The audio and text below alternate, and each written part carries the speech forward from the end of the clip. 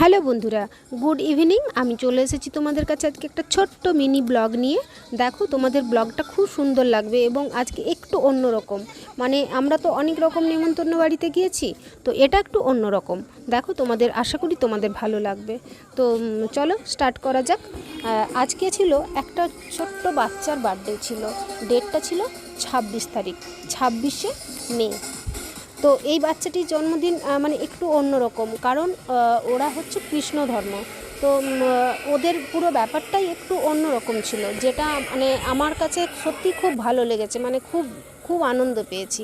তো অনুষ্ঠানের আয়োজনটা ছিল পুরো নিরামিষের উপরে, আর এত সুন্দর, মানে যেটা বলবার নয়। এইটি হচ্ছে সেই বার্থডে বয়, আর এত মিষ্টি, এত কিউট, তেমনি কথা, তেমনি পাকা একটি ছেলে, একদম পাকা বুড়ো। তো এত মিষ্টি। তো তোমরা দেখো, ও মানে এত ভালো লেগেছে যে আমি মানে ছবি ক্যাপচার না করে পারলাম না। তো ওর বার্থডে ছিল 10 বছরের বার্থডে ছিল।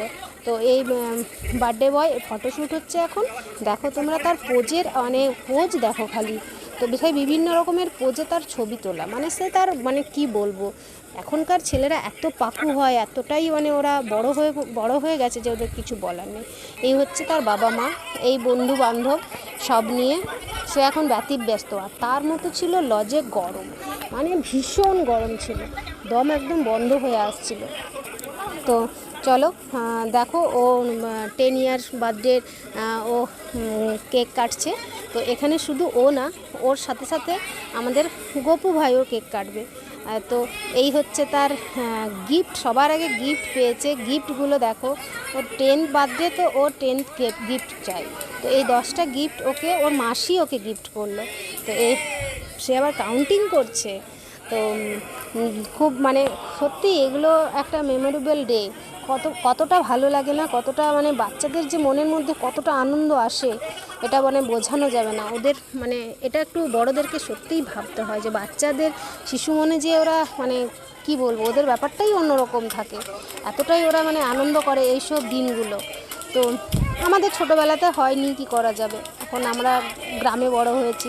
এই যে দেখো, এখন গোপাল কেক কাটছে, মানে ওই এক গোপাল, এই এক গোপাল, মানে 2 গোপালে কেক কাটছে।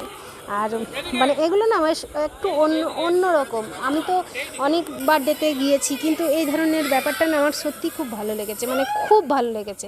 ওই জন্য তোমাদের কাছে শেয়ার না করে আমি পারলাম না। তো এই একটা জিনিস ফোম, এটা যে এতটাই খতরনাক, মানে কিছুক্ষণ এটা কেন যে দেয় আমি বুঝি না।